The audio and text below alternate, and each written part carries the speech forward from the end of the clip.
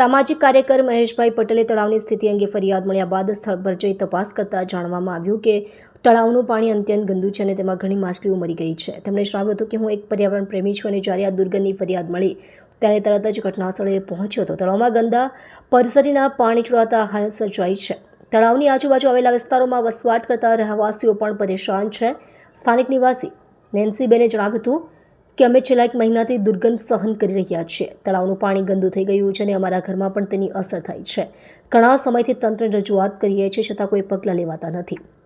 દાળિયા સ્કૂલમાં અભ્યાસ કરતા વિદ્યાર્થીઓ માટે પણ આ પરિસ્થિતિ આરોગ્યને નુકસાન પહોંચાડે તેવી બની છે। સ્થાનિકોનું કહેવું છે કે જો તંત્ર તાત્કાલિક કાર્યવાહી નહીં કરે તો આ તળાવ પથારીજન્ય રોગોનું કેન્દ્ર બની શકે છે। પ્રજાજનો અને સામાજિક કાર્યકરોએ તંત્ર સમક્ષ માંગણી કરી છે કે તાત્કાલિક તળાવની સફાઈ, પાણીનું શુદ્ધિકરણ અને ફરીથી માછલીઓના જીવન માટે યોગ્ય પર્યાવરણ ઊભું કરાય। કવિ કલાપી ગાર્ડન ઊભા છે ગેસ કંપનીની પાછળ। ત્યાં આગળ અમે ડેલી વોક કરવા આવીએ છીએ અને અહીંયા પાછળ એક લેક છે ગાર્ડનની અંદર જ, તો એમાં આગળ એટલી બધી સ્મેલ આવે છે, એટલે માછલી બધી મરી ગઈ હોય એવી બધી સ્મેલ આવે છે ને કોઈ વાર બધું ઉપર બી ગંદુ પડેલું હોય છે।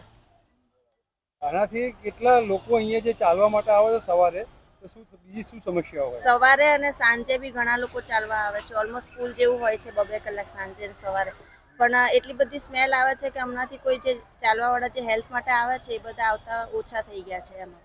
અચ્છા, આ કેટલા સમયથી આ સમસ્યા છે? 2 મહિના જેવું છે। કઈ જગ્યા પર રજૂઆત કંઈક એવું કર્યું છે? ના, પહેલા ઓછી સ્મેલ આવતી હતી પણ અત્યારે હવે બેસી શકાય એવું બી નથી હોતું।